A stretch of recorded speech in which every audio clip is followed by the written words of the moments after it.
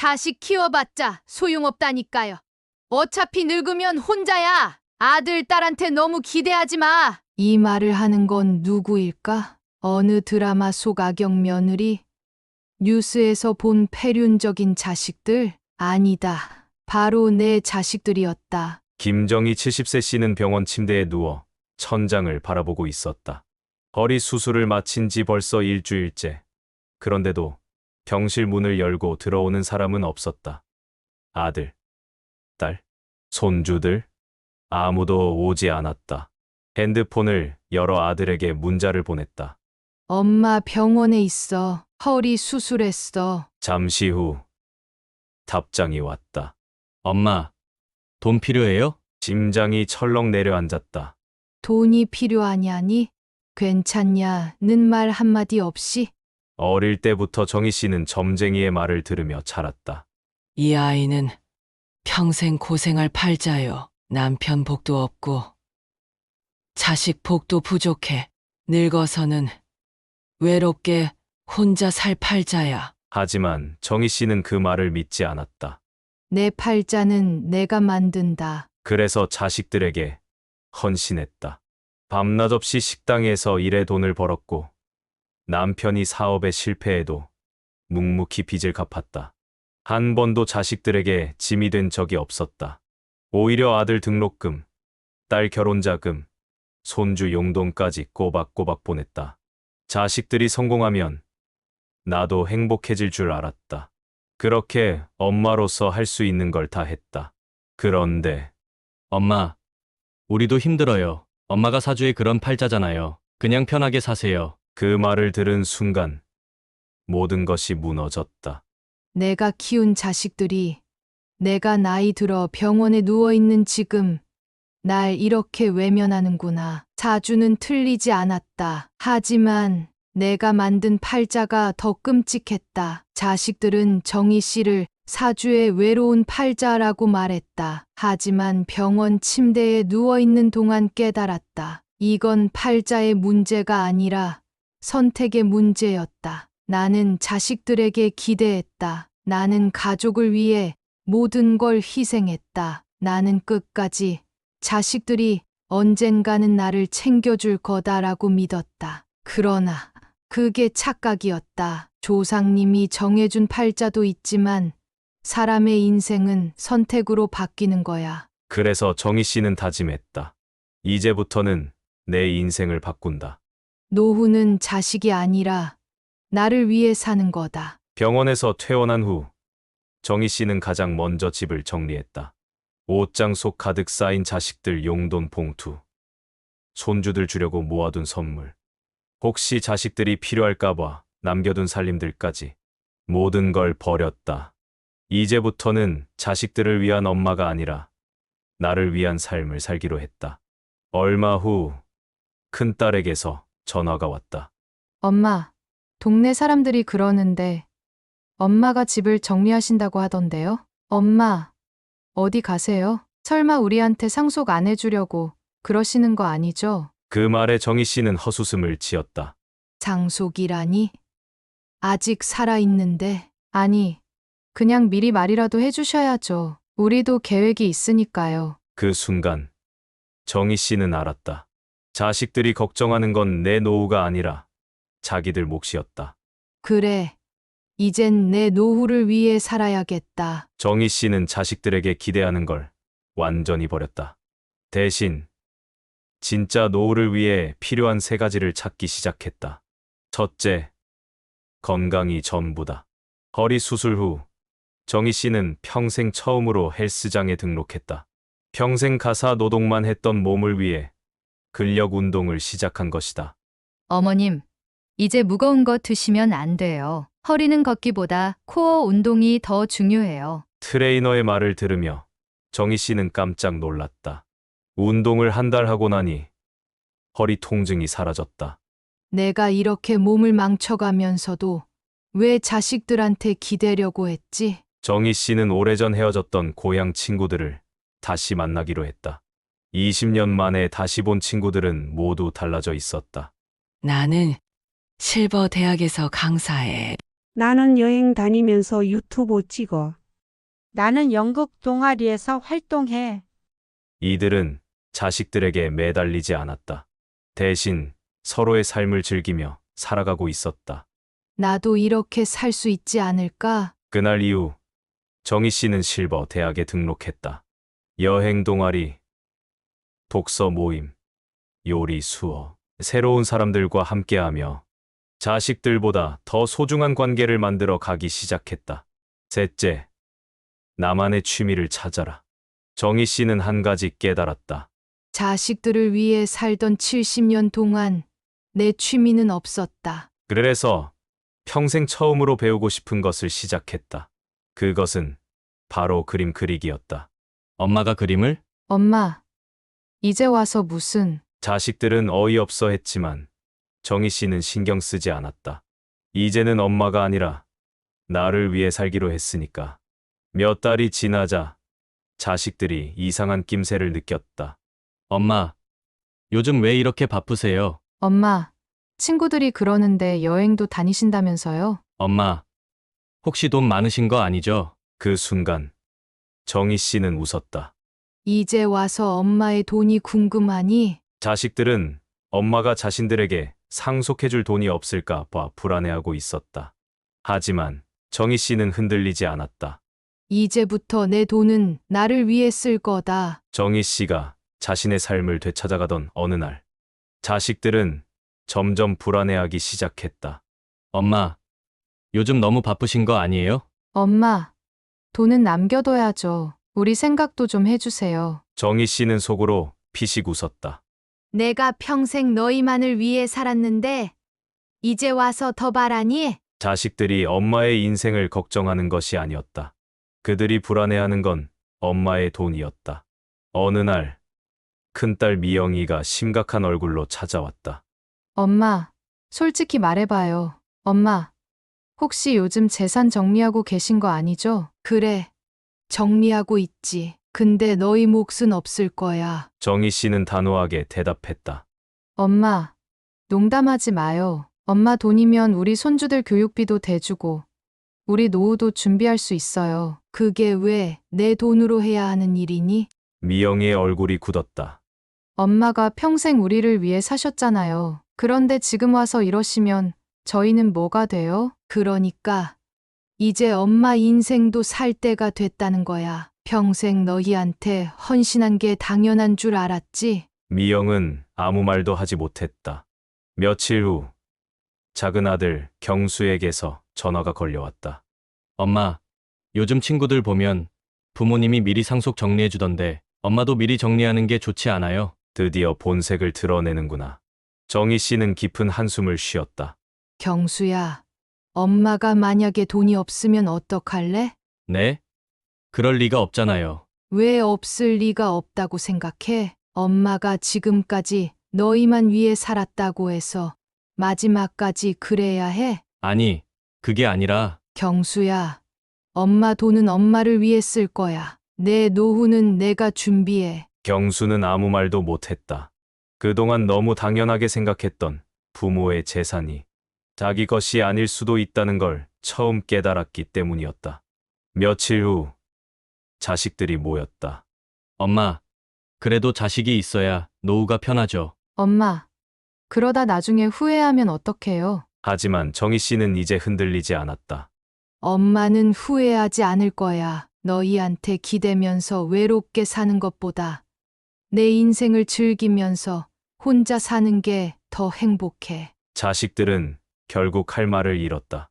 몇 달 후, 큰딸 미영이 조심스럽게 다시 연락해왔다. 엄마, 저 요즘 생각이 많았어요. 그동안 엄마를 너무 몰랐던 것 같아요. 그래, 이제라도 알면 됐어. 엄마가 우리를 위해 산 것처럼 저도 제 아이들만 챙기고 살았는데 그게 전부가 아니더라고요. 미영은 울먹였다. 정희 씨는 가만히 미영의 손을 잡아주었다. 너도 내 인생을 찾아야 해. 엄마처럼 내가 행복한 삶을 살아야 한다. 미영은 조용히 고개를 끄덕였다. 엄마, 우리도 이제 엄마한테 의지하는 게 아니라 엄마처럼 살아볼게요. 정희 씨는 그제야 마음이 놓였다. 정희 씨가 자식들에게 단호한 결정을 내린 후 그녀의 삶은 예상치 못한 변화를 맞이했다. 자식들은 처음엔 불만이 가득했지만 정희 씨의 태도는 변하지 않았다. 엄마, 그러다 진짜 혼자 되면 어쩌려고 그래요? 자식한테 기대지 않고 노후를 보내면 결국 외로워지는 거 아니에요? 하지만 정희 씨는 이미 답을 알고 있었다. 외로운 건 자식이 없어서가 아니야. 내가 나를 돌보지 못할 때 외로운 거지. 며칠 후 작은 아들 경수가 다시 연락해왔다. 엄마, 진짜 괜찮아요? 돈도 안 남기고 혼자 살겠다는 게 솔직히 이해가 안 돼요. 경수야, 엄마는 지금이 제일 편하고 행복해. 엄마, 그래도 자식 있는 게 낫지 않아요? 자식이 있다고 외로움이 사라지는 게 아니야. 엄마는 이제 더 이상 엄마로만 살지 않을 거야. 엄마로서가 아니라 나 자신으로 살아보려고 해. 경수는 순간 말을 잃었다. 너도 이제 엄마를 내 인생에서 뒷전에 두는 게 자연스럽잖아. 엄마도 이제 그렇게 살 거야. 경수는 깊은 한숨을 쉬더니 엄마, 너무 쿨해졌어요. 하고 말했다.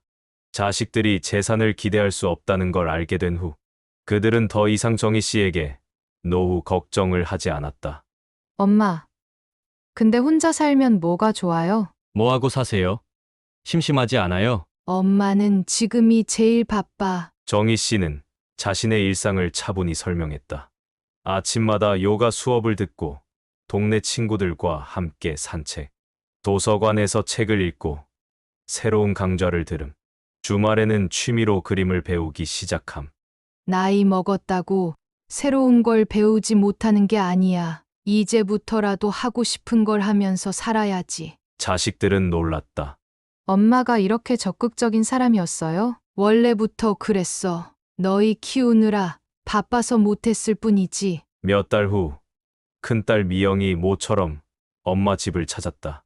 그런데 놀랍게도 정희 씨는 집에 없었다. 엄마 어디 갔어요? 오늘 여행 가셨는데요. 실버 여행 동호회에서 제주도 가셨죠. 뭐라고요? 엄마가 여행을? 미영은 놀라움을 감출 수 없었다. 그동안 엄마는 집에서 자식만 기다리는 줄 알았는데 정작 엄마는 자기 삶을 즐기고 있었다. 며칠 후 여행에서 돌아온 정희 씨는 상기된 얼굴로 말했다.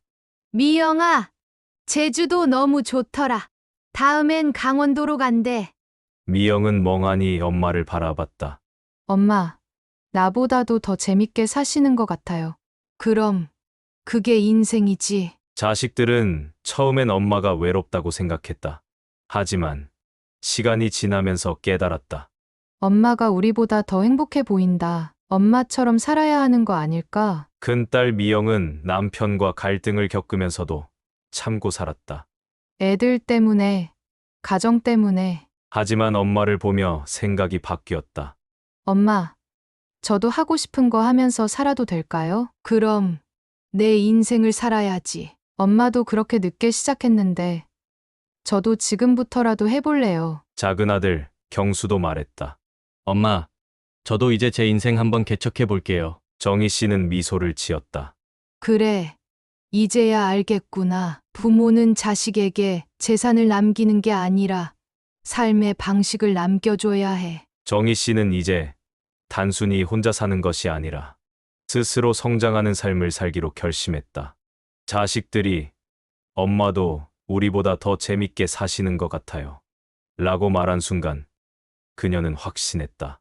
그래, 내 인생이 이제야 제대로 시작됐구나. 어느 날 정희 씨는 도서관에서 공지를 보았다. 실버 IT 강좌 모집, 스마트폰 활용부터 영상 제작까지. 응, 이거 재밌겠는데? 그녀는 곧장 강좌에 등록했다. 처음엔 화면, 터치조차 어려웠지만 차근차근 배우며 실력을 쌓아갔다. 엄마, 유튜브 편집까지 배운다고요? 응. 내 일상 브이로그 한번 만들어 보려고. 브이로그요? 세상에, 정희 씨는 웃으며 말했다. 나이 먹었다고 배우지 말라는 법이 있어? 그녀의 새로운 도전은 또 한 번의 변화를 불러왔다. 어느 날 작은 아들 경수가 정희 씨 집에 왔다. 그런데 책상 위에 카메라, 삼각대, 조명 같은 것들이 가득했다. 엄마, 이게 다 뭐예요? 나 이제 유튜브 채널 시작하려고. 엄마 유튜버가 된다고요? 그럼 요즘 노후 생활을 공유하는 게 인기라잖아. 나도 영상 만들어서 올려볼 거야. 경수는 놀라움을 감추지 못했다. 엄마, 진짜 대단해요. 그냥 해보고 싶은 거 하는 거지. 정희 씨는 배움에는 나이가 없다는 걸 몸소 증명하고 있었다. 몇 달 후, 큰딸 미영이 엄마 집을 방문했다. 그런데 엄마가 전화를 받으며 웃고 있었다. 어머님, 이번 등산 모임 오시죠? 다들 기다리고 있어요. 어머님, 유튜브 영상 너무 재밌어요. 미영은 깜짝 놀랐다. 엄마, 이게 다 뭐예요? 아, 요즘 내가 만든 유튜브가 반응이 좋아서 다들 응원해 주시네. 엄마, 이렇게 바쁜 사람인지 몰랐어요. 이제야 내 인생을 제대로 살고 있거든. 미영은 엄마를 보며 속으로 생각했다. 엄마가 우리보다 더 행복해 보인다. 그녀는 문득 자신을 돌아봤다. 난 지금 뭐 하고 있지? 나도 엄마처럼 살고 싶다. 미영은 어느 날 엄마에게 조심스럽게 물었다. 엄마, 저도 요즘 뭔가 배우고 싶어요. 직장 다니면서 계속 똑같은 일만 하는 게 너무 지겨워요. 정희 씨는 미소를 지으며 말했다.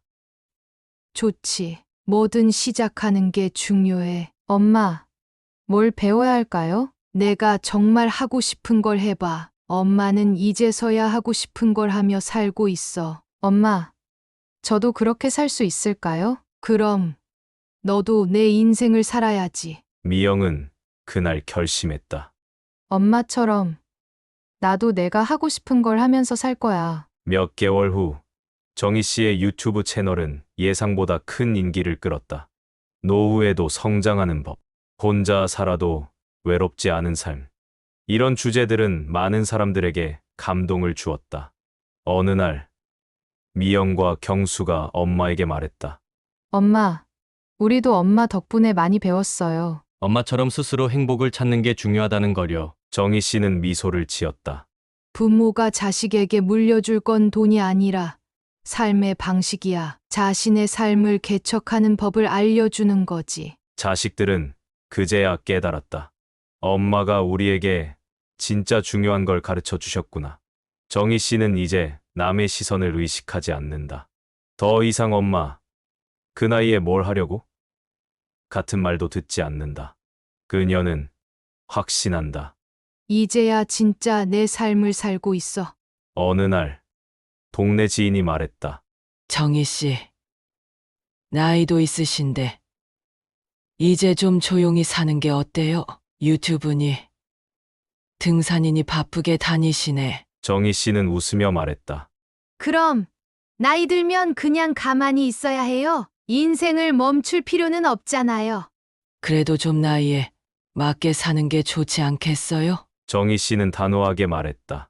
나이에 맞게 사는 게 아니라 나답게 사는 게 중요한 거죠. 어느 날 작은 딸 경수가 엄마에게 털어놓았다. 엄마, 솔직히 말하면요. 난 엄마가 대단하다고 생각해요. 갑자기 웬 소리야? 어릴 땐 엄마가 그냥 우리 엄마인 줄 알았어요. 그런데 엄마가 이렇게 멋지게 사는 걸 보고 생각이 바뀌었어요. 엄마처럼 살고 싶어요. 정희 씨는 놀랐다. 내가 그렇게 생각할 줄은 몰랐네. 엄마 덕분에 저도 하고 싶은 걸 찾아보기로 했어요. 엄마가 내 롤모델이에요. 그 말을 들은 순간 정희 씨는 가슴이 뭉클했다.